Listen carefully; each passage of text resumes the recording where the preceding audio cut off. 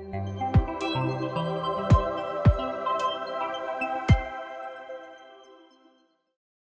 semuanya, kembali lagi dengan saya Givari Haligotama selaku host di Biar Paham Podcast. Kali ini saya berada di rumah tahanan Sungai Penuh ya. Dan di sebelah kanan saya juga saya bertemu dengan tokoh yang terkenal nih di sini di Rutan. Itu Bapak Kepala Rutan di Kota Sungai Penuh, yaitu Bapak Indra ya. Ya, Pak Pak Indra. Indra Yuda. Ya. Gelarnya nanti sebutkan AMD SIP. AMD IPSH. Apa? AMD IPSH. AMD IPSH gitu. Ya. Nah mungkin bagi yang pernah ke Rutan nih, udah tahu lah Bapak ini siapa ya, Kepala Rutan di sini ya. Tapi ada teman-teman Biar Paham Podcast nih Pak yang belum mengetahui gitu. Ya. Mungkin bisa diperkenalkan dulu Pak, backgroundnya Bapak di sini sebagai apa dan kesibukan sehari-hari boleh. Ya. Baik. Ya, terima kasih. Perkenalkan, nama saya Indra Yuda, AMD IPSH. Saya sebagai Kepala Rumah Tahanan Negara Kelas 2B Sungai Penuh, Kantor Wilayah Kementerian Hukum dan HAM Jambi. Nah, jadi kita ini di bawah Kementerian Hukum dan HAM Republik Indonesia. Oke. Tepatnya Kantor Wilayah Hukum dan HAM di Jambi ya. Jadi kantor wilayah di Jambi. Kalau Rutan adalah salah satu institusi di bawah pemasyarakatan ya. Jadi kita di bawah Direktorat Jenderal Pemasyarakatan,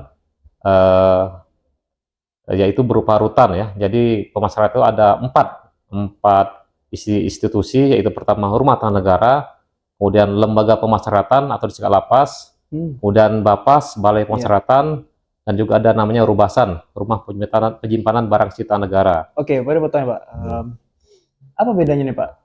Rutan, Lapas, Bapas di Balai ya? Ya. Nah bedanya apa tuh Pak? Ya. Jadi kalau rutan yang sekarang saya pimpin sini, ini juga untuk informasi nih ya Mas ya. Boleh. Rutan ini sebenarnya salah satu-satunya yang ada di Jambi ya. Jadi di Kantor Wilayah Hukum dan HAM Jambi, rutan cuma ada satu-satunya di Kota Sungai Penuh. Kalau untuk di wilayah lain kayak di Bangko, Bungo, Sorolangun dan lain-lainnya itu lapas semuanya. Nah, jadi kita rutan ini cuma ada satu-satunya di Jambi, yaitu di Sungai Penuh ya. Jadi fungsi rutan adalah tempat perawatan para tersangka atau terdakwa ya. Jadi kita di sini fungsinya sebagai perawat ya, merawat tahanan dari mulai tahanan yang dititipkan dari kepolisian, kemudian P21, jaksa, kemudian ke persidangan hakim, dan kemudian diputuskanlah di pengadilan sebagai menjalani pidana ya, menjalani pidana sekian tahun yang sudah ingkrah dari pengadilan. Nah, itulah statusnya berubah dari tahanan menjadi narapidana. Jadi narapidana adalah orang yang menjalani pidana sesuai dengan putusan hakim yang mempunyai kekuatan hukum yang tetap ya. Jadi besarannya nanti sesuai dengan putusan pengadilan sekian tahunnya gitu Mas ya. Jadi kita di sini fungsinya sebagai merawat tahanan sampai dia putus menjadi narapidana. Kalau sudah menjadi narapidana itu sudah harusnya menjalani pembinaan. Di mana pembinaan? Pembinaan ada di lapas. Nah, jadi fungsi lapas adalah menjalani pembinaan kepada warga binaan, yaitu narapidana tadi ya. Pembinaannya apa saja? Banyak ya. Ada pembinaan kemandirian dan ada pembinaan kepribadian ya. Oke, nanti kita bedah nih tapi sebelum itu boleh diceritain lagi Pak ya. Terus apa lagi Pak, tugas dan istilah kerennya itu tupoksi ya. Tupoksi dari lapas ini rutan ya. Rutan. Tupoksi dari rutan ini apa gitu ya. Jadi selain untuk melaksanakan perawatan kepada tahanan, rutan juga melaksanakan pengamanan, tentunya pengamanan kepada tahanan ya, dan juga pasti ada narapidana juga ya. Jadi kita fungsi untuk fungsi pengamanan juga tetap dinomorsatukan ya. Dan juga tentunya ada fungsi pengelolaan ya, pengelolaan di bagian pegawaian gitu ya. Jadi kalau secara struktural ya jelas fungsinya kita sebagai pelaksanaan perawatan kepada tahanan yang dititipkan dari kepolisian, kejaksaan, dan tentunya pengadilan sampai statusnya berubah menjadi narapidana gitu. Balik gitu Pak, yang perbedaan rutan terus juga lapas ya, Bapas sama Rubasan tadi ya. Ya, apa tuh? Ya. Jadi kalau rutan tadi sudah sampaikan tadi fungsinya sebagai merawat tahanan ya sampai dia putus menjadi narapidana. Begitu dia putus menjadi narapidana yang harus menjalani pidananya dengan kekuatan hukum yang tetap dari pengadilan ya, putusnya kan ada setahun, 2 tahun, ada lebih dari setahun ya. Betul. Atau mungkin ada nanti hukuman seumur hidup atau hukuman mati ya. Jadi begitu sudah putus statusnya dan menjadi narapidana, narapidana ini harus kita kirim ke lapas karena fungsi pembinaan ada di lapas, lembaga pemasyarakatan ya. Jadi bisa kita kirim ke lapas-lapas yang ada di Jambi dalam ruang lingkup kantor wilayah Kementerian Hukum dan HAM Jambi ya. Bisa ke Sarolangun, bisa ke Bungo, Bangko, bisa juga ke lapas Jambi. Nah, untuk spesifiknya kita kan di sini ada tahanan wanita dan juga ada tahanan terkait kasus narkoba. Kalau untuk yang sudah putus, nah, jadi narapidana yang kasus narkoba, dia harus dipindahkan ke lapas narkoba di Muara Sabak, lapas narkoba Muara Sabak, karena itu khusus untuk narkoba. Oh, Ya. kalau di sini khususnya untuk apa, Pak? Kalau di sini kan kita kan, Campur ya? ya kalau sini kan statusnya kan tahanan nih, jadi Ya, ada kasus pidana umum dan juga ada pidana khusus ya. betul. Nah, jadi ada kasus kriminal, ada kasus narkoba. Nah, begitu putus kan, ini dilihat, nah ini narapidana nih kasusnya narkoba, kita arahkan ke lapas narkoba di Sabak. Iya, iya. Terus kalau untuk wanita, kita juga ada wanita juga nih ya, tahanan wanita begitu putus sidang, dia statusnya sudah menjadi narapidana, kita harus kirim ke lapas perempuan di lapas perempuan Jambi ya. Karena kita juga untuk penempatan juga sesuai dengan kasusnya dan juga klasifikasi untuk jenis kelaminnya. Jadi kalau perempuan ada di lapas perempuan, kalau dia narkoba harus dikirim ke lapas narkoba. Karena sudah dengan amanat dari undang-undang seperti itu ya. Kita sudah ada spesifiknya. Dan juga kita di sini juga ada lapas anak-anak. Oh, ada lapas anak-anak? Ada lapas anak di Bubulian ya. Jadi kalau ada anak-anak juga bisa dikirim ke lapas anak gitu kan. Oke, oke. Mau nanya, Pak, kalau anak-anak ditahan itu mulai dari umur berapa? Ada kriteria umur nggak sih? Kalau anak-anak ini kan dia ada anak-anak pidana dan ada anak-anak negara. Jadi kalau untuk anak-anak yang bermasalah dengan hukum ya, sesuai dengan sistem peradilan anak, nah, memang kalau untuk tuntutan ancaman yang di atas 7 tahun pasti arahnya kan nanti ke peradilan ya, persidangan sampai putus. Betul. Tapi kalau anak-anak yang di bawah ancamannya 7 tahun, nah, ini diarahkan untuk diversi dalam arti penyelesaian kasus pidananya di luar pengadilan. Nah, jadi nanti begitu ada perkara anak ini, misalnya kasus maling ini anak ini ya, maling ya, contoh maling gitu kan, kalau anak biasa lah, nanti kan anak kelam kita iseng maling handphone atau maling apa kan. Nah, jadi nanti kan ada pengaduan, laporan, masuklah ke kepolisian. Nah, jadi begitu polisian diperiksa, pas dicek, diselidiki, rupanya masih anak-anak di bawah umur. Mungkin anak ini masih statusnya sekolah, anak SMA, SMP. Nah, kalau statusnya anak-anak kan nanti dari kepolisian pasti upayanya untuk melakukan diversi dalam arti diselesaikan secara keluargaan ya. Iya, betul. Dan dalam arti ya secara keluargaan dari pihak pelapor, dari korban, mereka memaafkan dalam arti bisa selesai secara keluargaan, ataupun kalaupun ada bentuk ganti rugi bisa dibayar ganti ruginya. Jadi untuk sistem peradilan anak ya harus seperti itu. Kalau anak di bawah umur, apalagi anak yang usia sekolah ya, itu tetap biarkan untuk penyelesaian perkaranya di luar persidangan ya, jadi secara keluargaan oleh polisi, dan juga ada peran dari Bapas, yaitu PK, pembimbing kemasyarakatan. Nah, ini peran PK ini yang melakukan pendampingan pada anak-anak untuk melakukan penyelesaian di luar jalur pengadilan, yaitu diversi tadi. Nah, untuk yang anak-anak yang memang benar bermasalah dengan hukum dengan ancamannya tinggi, ancamannya 7 tahun, ini anak-anaknya tetap mau tidak mau harus tetap dilaksanakan persidangan di pengadilan ya. Cuman nanti sistem peradilannya tetap berbeda dengan sistem peradilan umum ya. Kalau anak pasti ada pendampingan dari PK Bapas tetap ada, dan juga sistem peradilan juga beda, nggak seperti pengadilan umum ya. Mungkin mereka tidak menggunakan pakaian dinas kan, semuanya pakaiannya baik hakim, baik dari penuntutannya, semuanya pakaian biasa ya gitu. Itu sudah sistem peradilan anak, ketentuan untuk persidangan anaknya itu, Mas. Gitu. Untuk khusus anak ya, Pak? Ya. Nah, ini saya juga sarankan nanti bisa komunikasi dengan PK Bapas nanti kalau ada waktu kesempatan, karena terkait persidangan anak, dan juga di sini kan banyak juga anak yang bermasalah dengan hukum, banyak di sini ya. Nanti bisa komunikasi dengan PK Bapas yang sudah ada pos Bapasnya di urutan sepenuh. Jadi kita di sini kan wilayah Bapasnya itu kan dari Bapas Bungo ya. Jadi kita di sini ada pos Bapas, ada PK Bapas yang melakukan pendampingan ya dan pelaksanaan diversi kepada anak-anak yang bermasalah dengan hukum gitu. Oke. Nah, ada kelasnya nih di rutan yang aku tahu nih, kelas 2B. Ya. Nah, tingkatannya seperti apa tuh, Pak? Mungkin bisa diceritain, Pak? Jadi kalau rutan ini kan ada rutan kelas 2 dan ada rutan kelas 1. Sebenarnya sih kita ini kan untuk kelas 1 maupun kelas 2 kan memang dari kementerian sudah menentukan ya. Tapi yang jelas tingkat 1, tingkat 2 kan dilihat dari kapasitasnya ya. untuk saat ini rutan kita kan kapasitasnya kan 95 ya. Sedangkan kalau di urutan kelas 1 pasti kapasitasnya lebih besar kan. Lebih besar ya, mungkin di atas 300 dan mungkin isi juga di atas 800 lah itu, di atas 800 ribu. Jadi memang kalau untuk rutan kelas 1 bertempat di ibu kota provinsi. Nah, kalau di luar ibu kota provinsi kita diklasifikasikan rutan kelas 2 ya, rutan kelas 2. Dan inilah salah satunya rutan yang ada di Jambi ya, rutan segi penuh gitu, Mas. Kalau rutan Ya. kelas 3 ada nggak, Pak? Nggak ada rutan kelas Nggak 3. ada. Oh, Ya. urutannya 1 dan 2. Ya, rutan kelas 1 yang ada di ibu kota provinsi dan rutan kelas 2 yang ada di kabupaten dan kota Muhammadiyah. Oh, iya. Kalau lapas ya, lapas kelas 1, lapas kelas 2 dan lapas kelas 3 ada. Lapas kelas 3. Jadi lapas kelas 1 di ibu kota provinsi dan jumlah juga tidak seluruh provinsi ada ya, terbatas juga. Ya. Kemudian ada lapas kelas 2 itu di daerah kabupaten ya, kabupaten dan kota. Dan lapas kelas 3 juga ada juga. Itu kalau lapas kelas 3 itu lebih kecil lagi, dalam arti kapasitasnya lebih kecil lagi gitu kan. Oke. Ya. Menarik nih teman-teman. Nah, Ya. mau cerita nih, Pak. Ya. Ini kan ada rutan yang ya tahanan ya, Ya. apa yang namanya? Sel. Ya. Sel yang apa ya? Kategori layak dan tidak layak. Mungkin bisa diceritain, Pak. Ya. Kalau seandainya layak itu seperti apa dan tidak layak itu seperti Ya. apa? Ya. Jadi begini, Mas.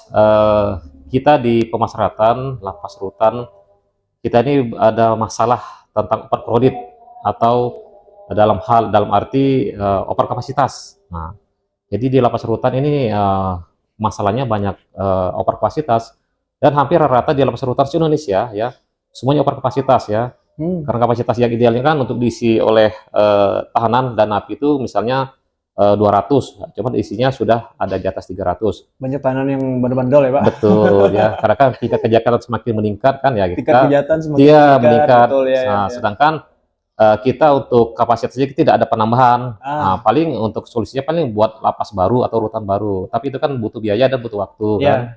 Nah, itu. Jadi terkait overcrowded itu pasti menyangkut masalah kamar hunian ya, kamar hunian dalam arti kamar itu mungkin idealnya diisi untuk satu kamar tuh sekitar 10 atau 15 orang. Tapi kenyataannya sudah diisi sampai 20 dan sekitar 20 atau 30 orang ya. Sumpek tuh, Pak. Ya pasti sumpek. Yeah. Kan sumpek. Ya karena kondisi kamar hunian kan memang sudah seperti itu ya. Ya, sedangkan untuk tahanan yang masuk kan makin hari kan makin banyak nih. Kita nggak mungkin kalau dari polisi mau nitip tahanan kita tolak. Oh, ini sudah penuh nih, nggak bisa seperti itu kan. Karena sistem peradilan pidana ya kita harus menerima titipan tahanan baik dari kepolisian, kejaksaan ya kita terima gitu. Nah, jadi menyangkut kamar-kamar yang ada semuanya sesuai dengan standar ya, lapas rutan semuanya punya standar masing-masing. Nah, cuman yang menjadi masalah itu tadi kapasitasnya tadi sudah over kapasitas. Jadi kami dari lapas ataupun dari rutan menyangkut over kapasitas ya kita berusaha untuk memaksimalkan supaya napi tahanan ini bisa lebih nyaman ya dan tentunya lebih layak dalam hal mereka tinggal di kamar-kamar hunian gitu ya. Bagaimana cara supaya layak? Ya itu tadi kita melakukan pemerataan kamar-kamar yang mungkin ada kamar yang agak sedikit atau mungkin agak masih luas kita tempatkan. Kemudian kita atur ya, baik itu kerapian, kebersihan dan juga kesehatan yang paling penting ya. Karena ini juga menyangkut penyakit menular ya. Kalau ada yang sakit menular, baik itu TB atau yang lain, pasti nanti efeknya penularannya pasti cepat ke warga binaan yang lain atau tahanan yang lain ya, karena kan itu penyakit menular kan dia menyangkut masalah kapasitas sempit dan orangnya ramai, karena ada penyakit menular bisa cepat menular. Itu jadi permasalahan kami untuk penyakit menular ya. Jadi kami tetap melakukan screening ya untuk penyakit menular. Dan kemudian yang tadi masalah kamar-kamar overkapasitas tadi, ya itu tadi supaya mengurangi overkapasitas kita lakukan pemindahan atau mutasi ke lapas lain. Jadi kalau sudah putus, ya tadi disampaikan di awal ya, begitu dia putus sidang langsung menjadi narapidana, langsung kita pindahkan ke lapas lain untuk mengurangi overkapasitas ya. Bisa ke lapas Tebo, Bungo, Bulian. Kalau misalnya dia kasus narkoba, jelas kita arahkan ke lapas narkotika di Sabak. Kalau dia perempuan pasti ke lapas perempuan gitu ya. Tapi sesuai dengan kita mengusulkan ke kantor wilayah nih, kantor wilayah Kementerian Hukum dan HAM, nanti prosedurnya nanti terbit dari kantor wilayah, dari divisi PAS, kita terima baru kita laksanakan. Jadi tetap koordinasi ke kantor wilayah melalui divisi pemasyarakatan, setelah ada persetujuan baru kita pindahkan ke lapas-lapas yang terkait gitu. Nah, jadi balik ke overkapasitas ya, ini memang sudah menjadi masalah di mana-mana ya. Ya, tadi ya caranya supaya kita mengurangi overkapasitas yaitu dengan melakukan pemindahan terkait napi-napi yang sudah putus, apalagi sudah ini termasuk napi sudah termasuk napi high risk risiko tinggi, harus kita pindahkan segera ke lapas yang berisiko tinggi atau maksimum security gitu ya. Kemudian yang kedua, setelah begitu kita melaksanakan pemindahan, kita juga melakukan cara memaksimalkan pemberian integrasi, yaitu pembebasan bersyarat dan cuti bersyarat. Jadi warga binaan ini, narapidana ini, mereka punya hak untuk mendapatkan pembebasan bersyarat dan cuti bersyarat. Itu kita maksimalkan. Jadi kalau sudah memenuhi syarat dan juga tahapannya telah dilalui, kita usulkan pembebasan bersyaratnya. Jadi PB dan CB ini adalah diberikan 2/3 dari masa pidana, dikurangi remisi yang mereka peroleh. Gitu. Jadi mempercepat pulang mereka dengan pemberian hak integrasinya secara maksimal. Itu juga untuk mempercepat mereka pulang dan menghindari dari overkapasitas tadi, Mas. Ya. Nah, kita bicara tadi, kalau boleh tahu Pak, Bapak di sini menjadi kepala rutan kelas 2B di Kota Sungai Penuh ini sejak kapan Pak? Dan udah berapa lama? Ya. Jadi saya mulai mendapat amanah sebagai kepala rumah tangga negara di Sungai Penuh ini terhitung dari awal bulan Oktober tahun 2022 ya. Jadi kalau kurang lebih sudah setahun 3 bulan ya, setahun 3 bulan saya menjadi kepala rumah tangga negara Rutan Sungai Penuh ya, Rutan Sungai Penuh. Ini adalah amanah yang harus saya laksanakan dari pimpinan, dan tentunya tanggung jawab ini juga harus saya laksanakan dengan baik ya, terkait masalah pengamanan, kenyamanan dan pelayanan kepada warga binaan dan juga masyarakat sebagai pengguna layanan. Nah, saya juga sudah yang kedua saya menjadi pimpinan, jadi kepala. Dulu di mana Pak? Ya, sebelumnya saya menjadi sebagai kalapas di Surolangun Rawas di Kabupaten Musir Rawas Utara, Sumsel ya. Jadi pertama saya menjadi kalapas, saya di lapas kelas 3 Surolangun Rawas di Kabupaten Musir Rawas Utara, Sumsel. Baru saya masuk sini. Ini saya yang kedua menjadi karutan ya. Jadi kemarin kalapas, ini karutan gitu. Kemarin gitu. Kalapas, sekarang karutan. Sekarang karutan ya. Kalau untuk pekerjaan saya sudah kemana-mana Mas, ya sudah kemana-mana ya. Saya pertama tugas di Rutan Palembang ya. Jadi saya tamatan Akademi Ilmu Pemasyarakatan tahun 2001 dan saya ditempatkan pertama di Rumah Tahanan Negara Palembang ya, kelas 1 Palembang. Di sana kurang lebih 10 tahun saya bertugas di sana. Kemudian saya pertama dapat jabatan sebagai kasubsi pengamanan di Lapas Kayu, Sumsel. Kemudian saya pindah lagi ke Lapas Tanjung Raja, Sumsel sebagai kasubsi Bimaswat ya. Kemudian saya pindah lagi keluar dari Sumsel, saya menjabat sebagai kepala keamanan di Lapas Tanjung Balai Asahan. Kemudian pindah lagi menjadi kepala keamanan di Lapas Lubuk-Linggau. Nah, dari Lubuk-Linggau baru saya mendapat amanah sebagai kepala atau pimpinan di suatu kantor ya, di Lapas kelas 3 Sonrawas ya. Itu saya di sana cukup lama ya, hampir 4 tahun. Nah, kemudian alhamdulillah mendapat amanah di sini ya, di Rutan Sungai Penuh. Jambi gitu, ya. Ya, di Jambi. Dari Sumsel ke Jambi nih, Pak. Iya, Sumsel Jambi. Pada saat Bapak kesini ada sesuatu yang berbeda nggak sih? Mulai dari kebiasaannya, happy-nya dan juga suasananya. Mungkin bisa ceritain, Pak? Ya, yang jelas. Ya, pasti di setiap daerah kan punya karakteristik masing-masing dan punya adat istiadat yang berbeda. Ya, prinsip kita di mana bumi kita tinjak, di situ langit kita junjung ya. Karena karena kita harus menyesuaikan dengan tradisi dan juga kearifan lokal harus kita ikutkan gitu kan. Beda dengan di Sumsel, mungkin budaya orang sana kan ngomongnya agak keras, agak kenceng kan, dalam arti mungkin penyampaiannya keras tapi maksudnya baik gitu.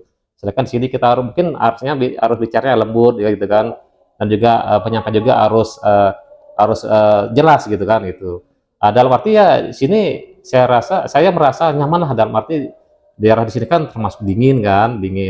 Kemudian banyak tempat wisatanya di sini kan, jadi saya juga nggak stres juga kan. Walaupun di sini daerah pinggiran perbatasan, tapi saya merasa di sini juga ada kenyamanan tertentu, dalam arti saya bisa menikmati suasana di Kerinci ini ya, yang lumayan lah gitu, lumayan dalam arti budayanya yang kita peroleh, kita dapat budaya yang baik ya, kemudian masyarakatnya juga kan enak, komunikasinya berbaurnya juga enak Dan tentunya jadi ya wisatanya sini juga lumayan ya, bagus juga sini. Itu Jambi ya ini kan daerah wisata gitu Iya, kan. daerah wisata. Wisata yang jadi Paling favorit. ujung nih, Jambi Paling paling ujung ujung. ya, Pak. Iya, iya, iya. Gitu. Ini akan menjadi kenangan saya tersendiri ya, karena saya nggak mungkin mendapatkan suasana seperti ini lagi kan, dengan orang-orang yang baik, yang ramah gitu kan, dan juga keadaan apa namanya budaya dan juga alamnya yang juga yang asri gitu, gitu Mas. Oke, jadi cerita ya di sepanjang hidup lah ya, Pak. Iya, Sepanjang benar. hidup Bapak ya. Iya, Oke, iya, kita balik lagi ya, Pak, ke iya, pertanyaan selanjutnya ya iya, untuk teman-teman Biar Farm hmm, Podcast di sini. Kita lebih membahas spesifik, Pak, iya, tentang karakteristik nih. Tadi kan iya, Bapak cerita cerita hmm, dari Sumsel terus sini nih. iya, Nah, mungkin perbedaan kita kita kan tadi bicara bapaknya, sekarang bicara apa ya, iya, narapidananya. narapidana.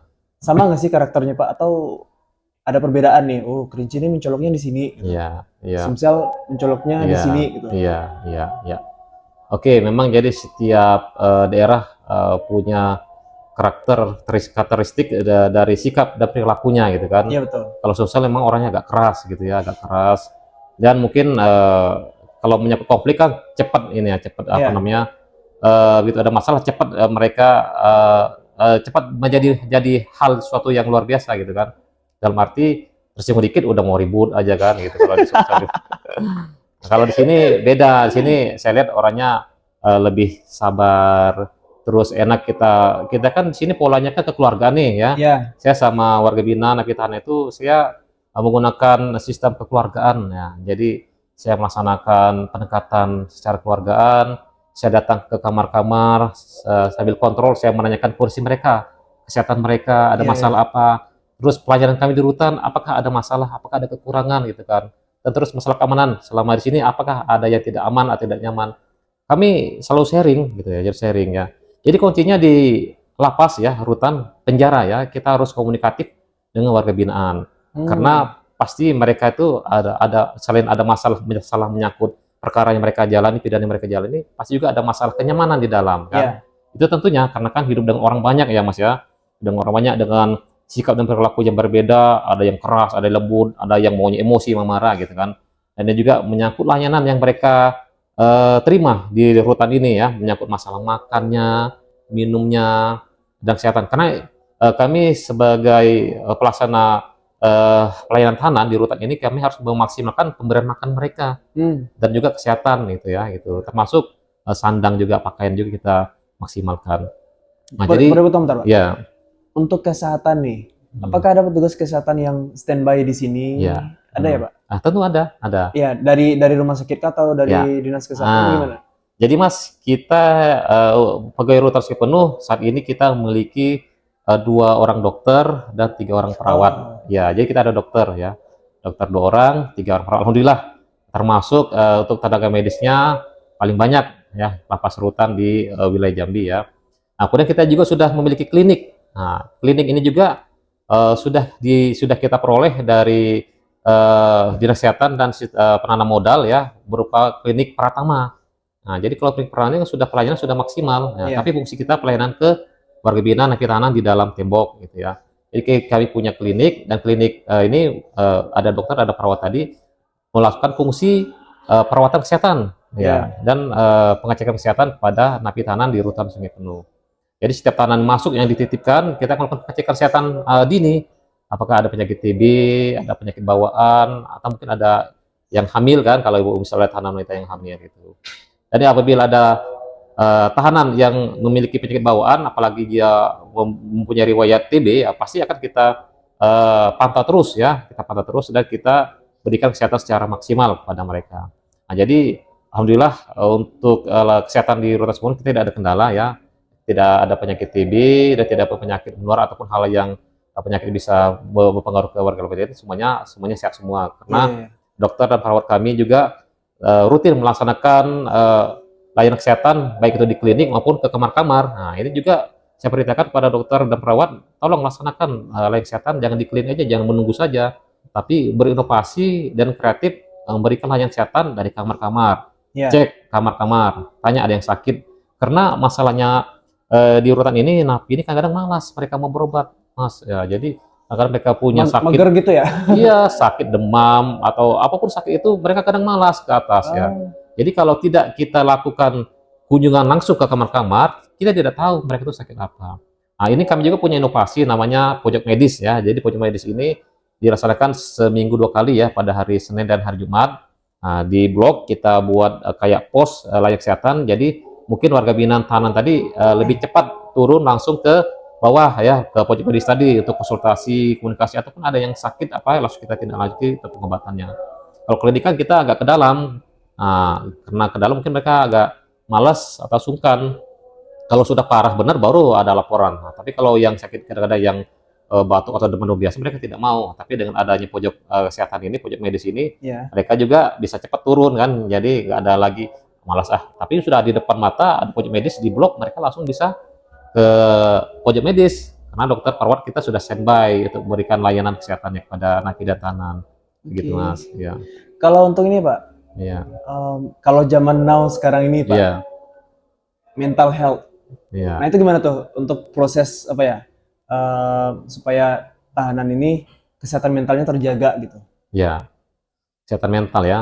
Iya, Kalau untuk kesehatan mental ini maksudnya ke mana? Ke agamanya atau ke kebangsaan ini? boleh Kebangsaan. semuanya boleh atau ke Ya, psikologisnya gitu. psikologisnya ya. Ya.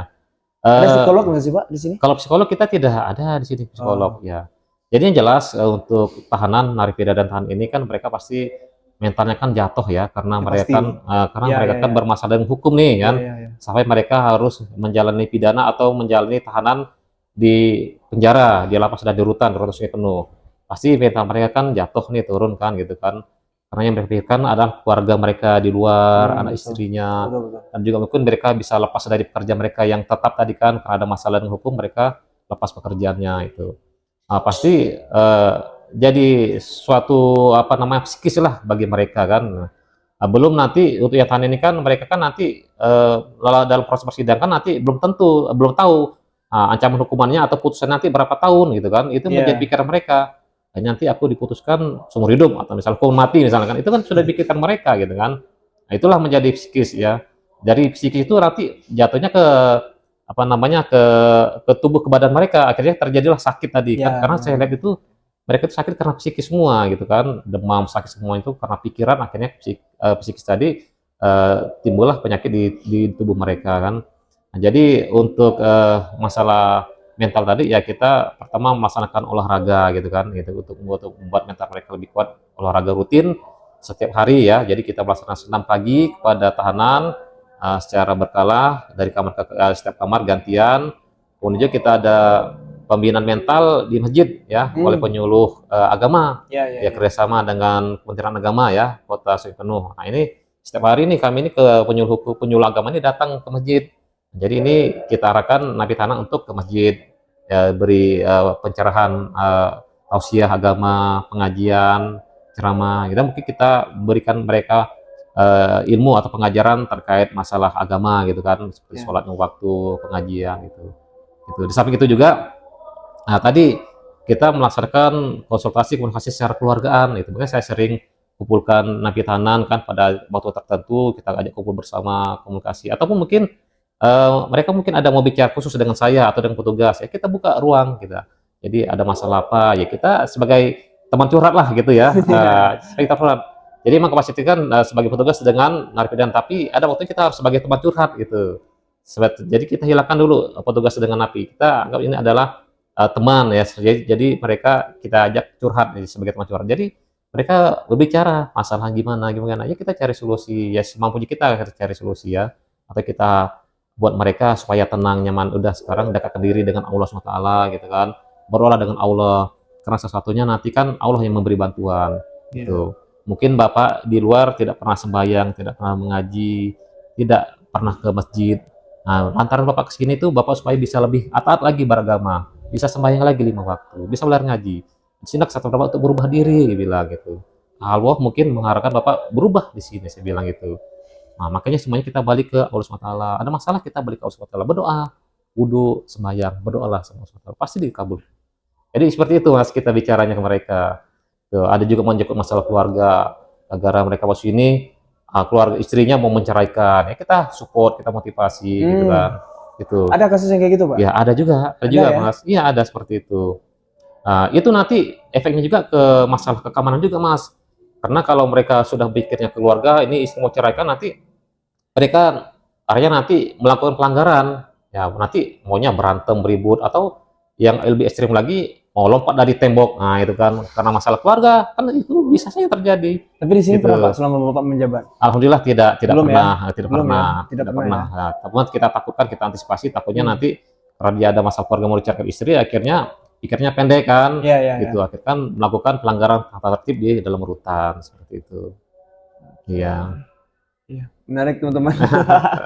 Bicara mendetail nih tentang proses yang ada di dalam lapas, rutan tadi ya? Iya, dalam rutan tadi. penuh. Tapi sebelum itu Pak, mau nanya lagi. Iya. Kita bicara rundown nih. Iya. Selama ini setiap hari tuh rutinitas dari tahanan ini apa aja nih Pak? Ya. Jadi sebenarnya Mas, ya, tadi saya sampaikan juga di awal bahwa fungsi rutan adalah sebagai merawat tahanan. Jadi kita merawat kesehatannya, menjaga keamanannya gitu kan, agar proses persidangan, proses hukumnya bisa berjalan dengan baik ya. Tapi kami juga melaksanakan fungsi merawat jasmani mereka juga gitu kan. Jadi mereka kan diberi makan sehari 3 kali nih sesuai dengan permen yang berlaku ya, dengan 10 hari menunya berbeda-beda. Itu termasuk merawat supaya tubuh mereka tetap sehat ya gitu kan. Dan juga tadi saya sampaikan kesehatan juga, kita melaksanakan perawatan kesehatan gitu. Jadi ini sangat penting pada tahanan agar mereka selama menjalani proses persidangan bisa baik ya, bisa mengikuti dengan baik juga. Sampai mereka putus statusnya menjadi narapidana, nah itu tidak lainnya untuk pembinaan lagi ke lapas tadi, saya bilang tadi awal, untuk pelaksanaan pembinaan di lapas. Di sini memang kita ada juga yang statusnya narapidana sudah putus, tapi yang hukumannya biasanya di bawah setahun ya, di bawah setahun. Nah, kita statusnya tetap narapidana, jalani hukuman sampai bebas. Karena setahun kan nanti kan ada pemberian hak berupa integrasi ya, jadi saya sampaikan tadi, berupa pembebasan bersyarat, cuti bersyarat. Jadi kalau hukuman setahun kan nanti mereka di cuti bersyarat kan paling cuma jalanin 6 bulan, 7 bulan. Jadi kalau mau kita pindahkan nanti kan kasihan juga kan, hukumannya di bawah setahun, pindah jauh-jauh nanti keluarganya yang susah nanti kan itu. Jadi paling kita toleransi kalau hukuman di bawah setahun masih bisalah jalan pindah di sini ya, status narapidana jalani di sini karena mereka masih diberi hak integrasi tadi, cuti bersyarat supaya bisa pulang lebih awal. Tapi dengan catatan, semua pemberi hak itu tidak serta-merta, tidak cuma-cuma. Dalam arti apa? Mereka harus berkelakuan baik, itu pertama. Kalau mereka berkelakuan baik, otomatis kita berikan hak mereka tadi untuk cuti bersyarat atau bebas bersyarat. Tapi bila dia tidak berkelakuan baik, misalnya ribut nih, berantem sampai masuk strapsel, itu tidak kita berikan. Karena syarat untuk mendapatkan hak tadi, baik itu pemberian pembebasan bersyarat, cuti bersyarat, remisi, harus yang paling penting berkelakuan baik, ikuti aturan di dalam rutan dengan baik. Gitu. Dan yang kedua, ikuti pembinaan di dalam rutan lapas dengan baik dan sungguh-sungguh, dengan semangat. Jadi kita punya kegiatan nih di masjid, kegiatan pembinaan kepribadian ya, ini kami laksanakan setiap hari, kecuali hari Minggu ya. Jadi begitu mereka buka pintu kamar, langsung senam ya. Begitu senam kegiatan mereka, setelah itu punya program pembinaan di masjid, pembinaan kepribadiannya. Kami sebenarnya juga punya inovasi, yaitu berupa kegiatan masuk napi keluar santri. Nah, jadi dia masuk napi keluar santri. Jadi kami kan punya kegiatan nih, program di masjid. Ya. Jadi harapan kami mereka yang tadinya napi bisa keluarnya di santri itu Mas. Itulah kita buat program pembinaannya seperti itu ya di masjid. Dan kegiatannya macam-macam ya, ada pembinaan pengajian, kegiatan ceramah agama, terus ada latihan sholat 5 waktu, dan juga mungkin ada kita pengurusan jenazah itu kan. Jadi itu program sudah kami buat sedemikian rupa, dari mereka keluar dari kamar setelah makan, mandi, ikuti senam, habis itu kegiatan di masjid sampai jam 12. Dan sorenya nanti juga ada kegiatan olahraga ya, olahraga yang lain, misalnya ada di sini narapidananya kita arahkan untuk kegiatan olahraga juga yang telah berjalan di sini, kegiatan poli dan takraw ya gitu. Jadi yang punya potensi ada minat bakat ke takraw, silakan ke takraw. Kalau ke poli silakan ke poli. Bulu tangkis ada nggak Pak? Bulu tangkis tidak ada, bulu tangkis. Belum ya? Belum ya? Ya karena kami ini masalahnya kan di ruang suku ini sangat sempit, sangat kecil, fasilitas olahraganya cuma satu ya. Di tengah blok, yaitu ya tadi satu lapangan digunakan untuk poli dan takraw. Itu bersama-sama dilaksanakan. Itu Mas. Oke, Hmm. ada ya teman-teman. Ya, Nah, kalau untuk ini Pak, ya, pembinaan dari pihak luar tuh ya, dari mana aja Pak? ya. Untuk pembinaan, jadi pembinaan kita kan tadi, kalau untuk pembinaan kepribadian berupa keagamaan, kita kerjasama dengan Kementerian Agama ya. Jadi penyuluh hukum secara intens ya, setiap hari datang ke rotasi penuh melakukan pembinaan agama ya, kerohanian di masjid. Kemudian kita juga ada kerjasama dengan Balai Latihan Kerja Kabupaten Kerinci. Iya, iya, iya. Nah, jadi sebenarnya di rutan ini tidak ada program pembinaan dan juga tidak ada anggaran untuk pembinaan tadi, tapi kami tetap memunculkan kegiatan pembinaannya.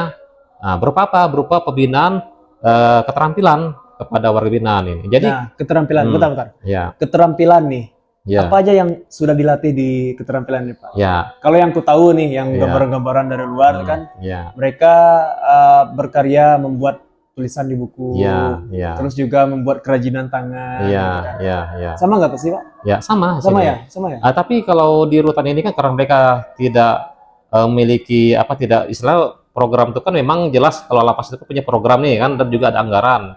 Jadi secara berkala program itu kan bisa terlaksana. Iya betul. Nah, kalau saya ini kan kami di rutan harus kerjasama dengan pihak BLK Balai Latihan Kerja, dalam arti kita minta paket di BLK untuk bisa dilaksanakan pelatihan di sini. Itu udah saya sampaikan, tolong Iya, iya, iya. ini pelatihan kerja juga harus bersertifikat, karena syarat untuk menjadi manusia yang produktif selain mereka diberikan keterampilan kerja, mereka juga harus memiliki sertifikat. Sertifikat telah melaksanakan pelatihan kerja tadi. Itu Ya. menjadi modal mereka untuk kerja di luar, Ya. mau di toko apa, di perusahaan atau di mana kan. Itu. Kalau seandainya nanti selesai nih masa tahanannya. Ya, ya, itu. Cuman kita kan masalahnya kan paket yang kita terima dari BLK Kota Kerinci ini kan terbatas ya, paling untuk 40 atau 50 orang ya bisa ikuti paket ini. Tahun 2023 kita telah melaksanakan bersama dengan BLK, dan BLK telah memberikan paket berupa pelatihan elektro ya, elektro. Nah, jadi 40 orang warga binaan kita ikut serta dalam pelatihan elektro ini. Alhamdulillah kegiatannya kurang lebih 2 minggu terlaksana, dan setelah kegiatan itu diberikan sertifikat telah melaksanakan pelatihan elektro. Ya. Nah, itu harapan kami mereka memiliki sertifikat ini jadi modal mereka setelah bebas nanti. Nah, begitu bebas kan, mungkin dengan sertifikat sudah melakukan pelatihan elektro ini, mereka bisa kerja di tempat-tempat yang membutuhkan gitu kan, di toko atau di mekanik atau di mana gitu. Nah, untuk yang lainnya, nah sebenarnya nih warga binaan kita ini sebenarnya mereka tuh untuk kegiatan-kegiatan, kan di sini kita punya kegiatan ngerajut, nganyam, terus ada kegiatan membuat seperti terbuka itu kan, buat kayak pot, kembang segala macam. Itu sebenarnya keahlian mereka masing-masing gitu. Dan juga ditularkan ke teman-teman yang lain gitu kan. Jadi ada napi nih yang bisa mengolah serbu kayu menjadi pot atau kembang gitu kan. Nah, itu mereka miliki mungkin dari kemampuan mereka dari luar.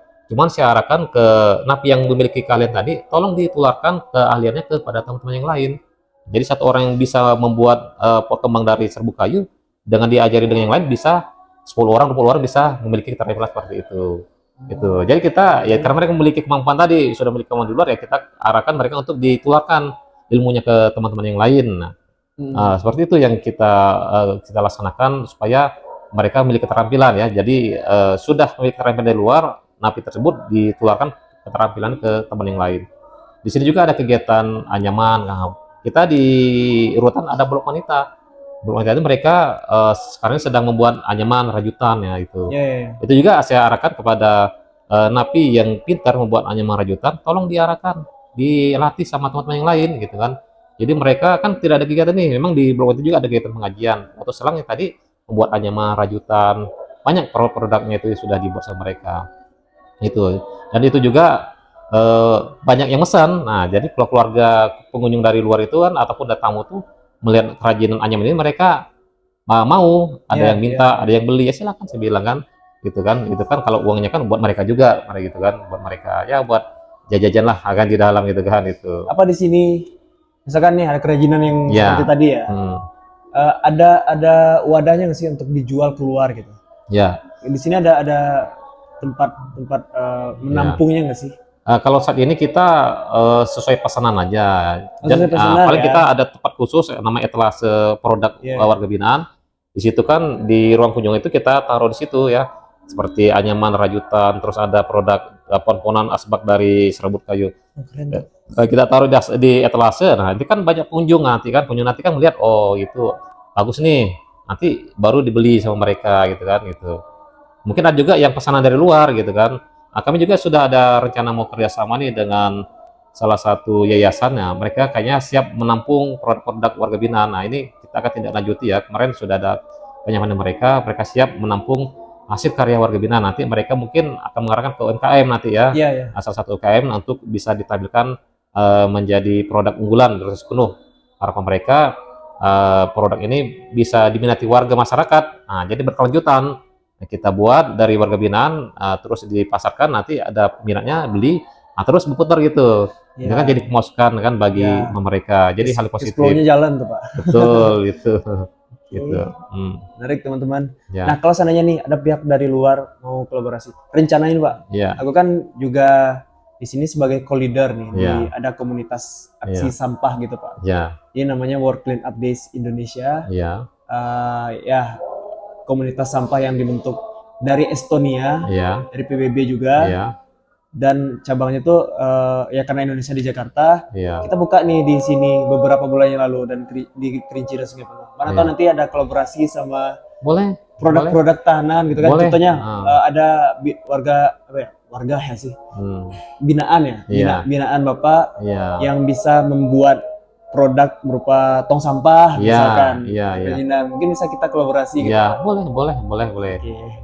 Cuman kalau bisa nanti mungkin dari timnya bisa mengelatih keterampilan, misalkan dari produknya ban bekas menjadi pot itu kan, nah, bisa dikasih pelatihan sama mereka, ya diarahkan dulu. Nah, jadi nanti kan kerjasama dilatih dulu, terus bahan-bahannya nanti dari luar disiapkan, nanti dibuatlah di sini gitu kan, dibuat dipasarkan lah nanti dari pihaknya itu seperti itu.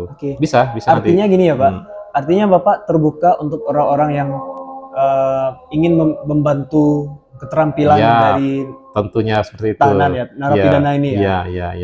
Iya. Jadi kami memberi kesempatan dan juga mengharap juga kerjasama dan bantuan dari masyarakat ataupun yayasan atau dari salah satu lembaga untuk memberikan pembinaan kepada napi kami di rutan ini ya. Karena kami ini kan sangat minim untuk bidang keterampilan. Jadi selama ini kita kan berharap dengan BLK tadi ya. Sedangkan BLK ini kan juga paket untuk keterampilan juga terbatas dan juga jumlah peserta juga terbatas ya.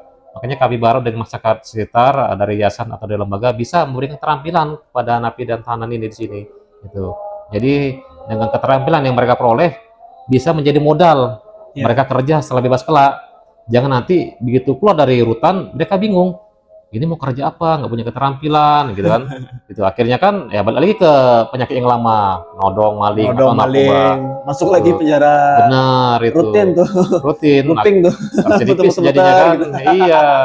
Jadi harus kita support dan tentunya masyarakat sekitar, masyarakat di luar, baik itu lembaga atau organisasi harus ada support ke rutan dalam arti memberikan keterampilan keahlian kepada narapidana di dalam lapas atau dalam rutan agar mereka memiliki keterampilan kemampuan yang bisa menjadi nilai jual atau menjadi masyarakat yang produktif setelah bebas kelak itu.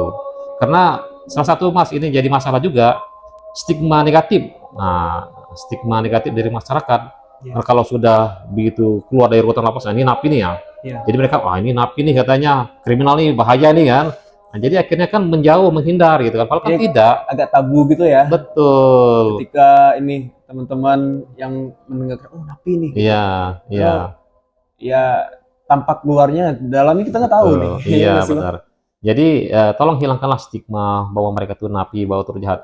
Karena kami kan di sini telah memberikan pembinaan, telah memupuk moralitas yang baik ya setelah mereka bebas. Karena semuanya itu orang itu kan pasti ingin menjadi baik lagi, ingin berubah menjadi manusia yang baik gitu kan. Betul. Tapi kalau stigma dari masyarakat ya negatif ya mereka akhirnya berpikiran negatif kembali ya. Aku sudah berusaha menjadi baik nih, berusaha menjadi manusia yang bermanfaat. Tapi kalau stigma dari masyarakat kami ini jahat ya akhirnya jahat lagi kan gitu kan. Betul. Jadi sangat penting peran dari masyarakat sekitar, diberi kesempatan, diberi pekerjaan, diberi kepercayaan dalam suatu mengolah pekerjaan ataupun salah satu kegiatan gitu kan. Jadi mereka benar menjadi manusia yang utuh dan menjadi manusia yang mandiri dan pastinya manusia yang bermanfaat pada masyarakat sekitarnya. Oke, harapannya ke depan ya, Iya, semoga ya. begitu. Oke, ini ada 2 pertanyaan lagi nih Pak, Iya. sebelum kita tutup teman-teman Biar Paham Iya. Podcast di sini. Hmm, Nah, pertanyaan selanjutnya Pak, hmm. apa ya? Kita melihat di sini kan, di Kerinci ini banyak sekali kasus-kasus yang mungkin ya bisa membawa ke rutan ini, ke Iya, sel ini ya. iya. Kasus yang paling banyak itu apa Pak? Untuk tindak kejahatan di Tindak kejahatan ya namanya ya? ya tindak kejahatan di rutan Sungai Penuh ini yang banyak kasus narkoba. Aku kurang tahu istilah-istilah hukum kasus kejahatan ya. Iya, itu kasus kejahatannya narkoba ya. Jadi Narkoba. ada pidana umum, pidana khusus. Ya, pidana khusus itu ya narkoba, terus trafficking, illegal logging, termasuk korupsi. Nah, kita di sini banyak pidana khusus yang masuk Mas ya. Khususnya Contoh khususnya narkoba. mana? Oh, narkoba. Narkoba, Oh, paling banyak narkoba itu masuk khusus ya, Pak? Iya, pidana khusus narkoba itu. Ya, jadi kasus narkoba yang paling banyak yang ada di rutan Sungai Penuh ini. Jadi hampir sekitar 60% lah kasus narkoba. Selebihnya itu kriminal. Iya. Nah, jadi memang narkoba ini luar biasa dan juga trennya memang lagi naik ini saya lihat ini. Karena di lapas rutan se-Indonesia rata-rata kasus narkoba itu yang paling banyak gitu kan. Paling banyak. Saya tidak tahu kenapa sampai banyak tindak kejahatan narkoba ini yang lagi tren ini.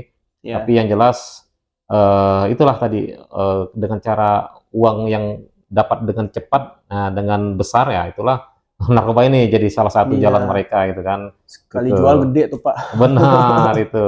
Karena Tapi kan nggak tahu dampaknya ya. iming menggiurkan itu kan gitu. Nah. Tapi risikonya tinggi karena ancaman hukumannya kan tinggi gitu kan. Iya. Dan juga hukuman ini karena hukumannya tinggi, hukumannya tinggi, mereka lah yang paling lama jalani pidana di lapas dan rutan. Nah, itulah menjadi banyaknya tahanan-tahanan napi yang membuat overcrowded di lapas dan di rutan. Kalau kriminal kan ya biasanya kan kasus pencurian, maling atau kekerasan itu kan ya paling nggak lama lah gitu kan. Tapi narkoba saya lihat itu memang hukumannya yang tinggi-tinggi gitu kan. Jadi untuk rutan Sungai ya memang kita lihat sini kasus narkoba yang paling dominan gitu ya, paling dominan gitu. Oke. Nah, dulu tuh pernah sempat ngobrol sama siapa gitu, aku lupa gitu waktu di Bandung ya Pak. Iya. Jadi ada yang bilang gini, kalau seandainya di dalam itu kan dominasi di dalam rutan ya, di dalam rutan, lapas atau bapas tadi kan. Kebanyakan ya narkoba ya. Narkoba, kita tahu narkoba mendominasi di sini. Apakah nggak ada ide, kemarin tuh sempat ngobrol tongkrongan juga nih Pak, ide untuk direhabilitasi aja. Direhabilitasi ya. Jadi di rumah sakit gitu. Oh gitu. Masuk ke rumah sakit terus direhab. Iya. Nah, menurut Bapak gimana Pak? Sebenarnya saya sangat setuju, memang harusnya untuk pengguna, ini dalam arti pengguna. Pengguna lebih baik memang diarahkan untuk rehab. Iya, rehab. Karena kalau pengguna, apalagi kan cuma barangnya sedikit lah, yang paket yang kecil itu, sampai dipidanakan, itu kan membuat banyak isi di dalam lapas rutan gitu kan. Nah, itu dia. Berarti keluhan, berarti sepakat ya Pak, berarti keluhan dari rutan ini ya itu tadi. Ya, karena mayoritasnya banyak pengguna. Cuma kan ini kan proses hukum kan, proses hukum dan sistem peradilan pidana. Proses hukum lagi jadi ya, memang tetap gimana caranya, tetap untuk kasus narkoba ini tetap arahnya ke proses pidananya tetap jalan gitu kan.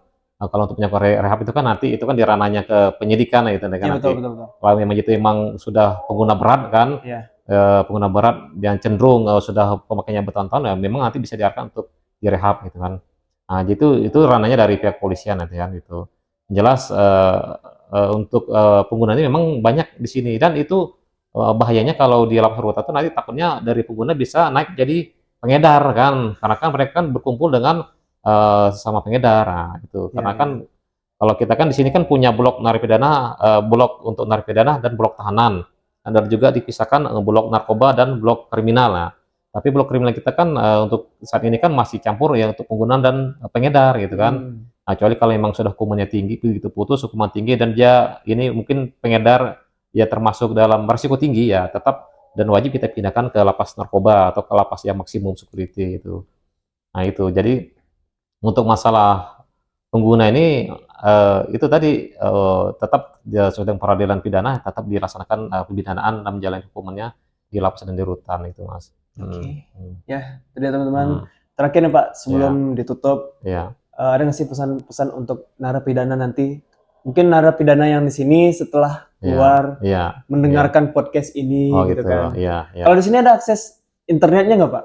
Kalau istilah ya untuk kebutuhan kantor Oh, lah ya. kebutuhan Ya, kantor ya. Jadi ya. nggak kebutuhan narapidana gitu. Ya. Boleh main HP nggak sih di sini, Pak? Sini nggak boleh. Nggak boleh ya? Ya. Nggak Jadi boleh ini ya? perlu saya sampaikan.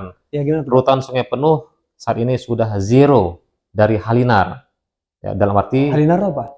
handphone, pungli, dan narkoba. Oh, Jadi kita sudah zero dari handphone, iya iya iya. pungli, dan narkoba. Itu. Jadi kami kan sering melaksanakan penggeledahan rutin seminggu 2 kali ataupun secara insidentil maupun terencana ya, seminggu 2 kali, seminggu 3 kali. Dan juga kita kerjasama dengan APH, dengan kepolisian, dengan Kodim untuk melakukan razia bersama kan. Alhamdulillah selama setahun, selama saya menjabat di rutan ini tidak pernah ditemukan satupun handphone di dalam rutan ya. Ya. Kenapa? Handphone ini sangat berbahaya kalau sampai dimiliki atau digunakan oleh narapidana. Kenapa? Karena handphone ini bisa disalahgunakan. Pertama, untuk mengedar narkoba, ya. Yang kedua, untuk melakukan modus, ya, modus penipuan luar, gitu ya. Jadi ini memang sangat bahaya. Karena selain narkoba, menurut saya sih handphone ini yang sangat bahaya. Untuk itulah kami sesuai dengan amat dari pimpinan kami Pak Dirjen Pas ya, bahwasanya harus melaksanakan 3 kunci sukses pemasaran maju ya, berupa deteksi dini kamtip ya, dan berantas narkoba sinergitas dengan aparatur penegak hukum ya. Jadi untuk berantas narkoba yang kami laksanakan pertama adalah handphone ini. Nah, kita laksanakan razia, pastikan handphone tidak ada dimiliki oleh warga binaan.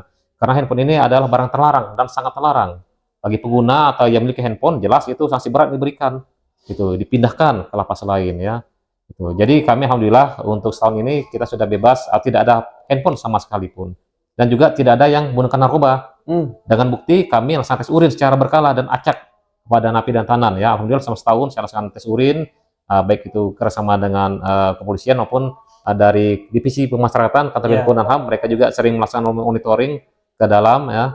Kita sering melaksanakan tes urin, alhamdulillah tidak pernah ataupun tidak satupun napi tahanan kami yang tes urinnya positif. Dalam arti bahwa rutan Sungai Penuh sudah bebas dari narkoba. Jadi saya berkomitmen dan saya juga siap dikenakan sanksi kalau memang ada suatu saat razia temuan handphone, apalagi ada yang tes urin positif, ya siap kena sanksi. Karena saya sudah beryakinan dan berkomitmen tidak ada handphone dan juga tidak ada peredaran narkoba di dalam di rutan Sungai Penuh ini. Nah, kemudian saya juga yang paling penting juga integritas dari pegawai. Nah, ini sangat penting integritas. Karena kalau pegawai tidak memiliki integritas, nanti dengan uang yang diiming-imingkan oleh napi, ya nanti bisa masuk handphone, bisa masuk narkoba. Ini paling penting. Betul. Alhamdulillah rutan Sungai Penuh, pegawai rutan Sungai Penuh semuanya sudah memiliki integritas yang baik. Khususnya untuk anggota penjagaan, ya, karena ini anggota penjagaan adalah tombaknya pengamanan di rutan dan juga berhubungan langsung dengan napi dan tahanan itu. Ini anggota penjagaan saya tes urin terus ini Mas. Iya, untuk memastikan mereka tidak penyalahgunaan narkoba. Dan juga kami setiap bertugas begitu masuk ke dalam lapas, ke dalam rutan ini dilaksanakan penggeledahan badan dan bawaan mereka untuk memastikan jangan ada barang terlarang ataupun titipan dari dalam menyangkut barang terlarang seperti handphone atau narkoba. Alhamdulillah kami secara rutin melaksanakan, tidak juga kami temukan barang terlarang yang dibawa oleh petugas. Dalam arti rutan sepenuh untuk pegawai rutan sepenuh sudah memiliki integritas ya, korban untuk tidak penyalahgunaan narkoba, apalagi bermain dengan handphone untuk masuk ke dalam itu. Mas, ya. Lagi Pak, pertanyaan tadi ya. Kalau seandainya rutan ini sudah bebas nih dan menonton podcast ini misalkan ada nggak sih pesan Bapak untuk rutan-rutan yang telah bebas gitu? Oh gitu ya. Intinya untuk lapas rutan Indonesia semuanya punya komitmen untuk berantas pungli lah, berantas handphone dan juga anti narkoba ya, semua sudah terlaksana ya. Tinggal komitmen dan integritas dari pegawai ya. Pesan saya kepada teman-teman di pemasyarakatan, tetap semangat, tetap laksanakan 3 kunci sukses pemasarakatan maju. Nah itu ya, karena kita harus deteksi dini dan juga berantas narkoba gitu kan. Dan tentunya tidak ada pungli ya, karena sumber pungli juga menjadi masalah di dalam lapas dan rutan. Gitu. Tetap semangat dan juga integritas dipertahankan untuk menjadi pemasyarakatan maju itu. Dan untuk teman-teman nih yang menonton nih di area Kerinci dan sekitarnya, kalau seandainya mau besuk ini Pak, mau besuk tahanan yang ada di sini, dari jam berapa sampai jam berapa? Oh ya, jadi kita memiliki jadwal kunjungan satu seminggu itu 5 kali ya. Cuma kita bedakan untuk hari kunjungan napi dan tahanan beda. Nah, kalau napi tahanan kan beda ya? Beda. Kalau untuk tahanan pada hari Senin, Selasa ya. Terus untuk napinya Rabu, Kamis, Jumat gitu. Jamnya Pak? Jamnya kita satu hari itu ada 2 kali jam kunjungan, pagi dan siang hari. Kalau pagi dari jam 9 sampai jam 12, Oke. kemudian dilanjutkan nanti dari jam 1 sampai dengan jam 3 untuk kunjungannya. Tetap dalam melaksanakan kunjungan harus membawa identitas diri ya. Kemudian membawa barang-barang titipan tidak berlebihan, dan jangan coba-coba memasuki handphone dan narkoba. Nah, kalau sudah masukin narkoba, jelas itu sudah arahnya pidana. Nah, tapi kalau sudah dia kenapa membawa handphone, kerasan ini, Ya. mereka kan dititip sama keluarganya kan bawa handphone ini. Kalau ditemukan dia handphone dia di bawah di badan atau di barangnya, tidak kita berikan lagi kunjungan dalam kurun Oh, waktu sekian bulan itu sanksinya itu. oh ada sanksinya Ya, ya. yang jelas kami dalam setiap kunjungan kami akan melaksanakan penggeledahan ya secara detail dan teliti ya oleh petugas pemeriksaan ya. Jadi kalau ada temuan barang-barang terlarang ya tetap sanksi berat kita berikan. Tugas juga ya. Gitu. Iya itu. Ya, oke, Gitu. oke. Tetap kami layani dengan baik kepada masyarakat. Silakan melaksanakan kunjungan ya dengan sopan, dan juga barang bawaannya juga tolong jangan terlalu banyak ya. Karena ini kan menyangkut kenyamanan ya. Kalau barang banyak juga nanti nggak nyaman, seperti baju, barang-barang lain kalau kebanyakan bisa tidak nyaman. Gitu Mas. Oke, itu dia teman-teman biar Farm Iya. Podcast. Saya sudah bercerita nih, ngobrol-ngobrol santai nih sama Bapak Indra Yuda, Iya, Kepala Rutan kelas 2B iya, untuk di area Sungai Penuh ya. iya. Sekali lagi makasih Pak, semoga Siap, ilmunya sama-sama, membantu. Mas. Mana tahu nanti kalau aku punya beberapa pelatihan khusus gitu, Ya. teman-teman nih, teman-teman yang mau Ditunggu itu. ya, kolaborasi sama Bapak, Ya, boleh, nanti hubungi boleh. Bapak aja ya. Ya, boleh. Ya, sudah teman-teman. Ya, Sebelumnya makasih ya Pak. ya sama. Ya, Siap.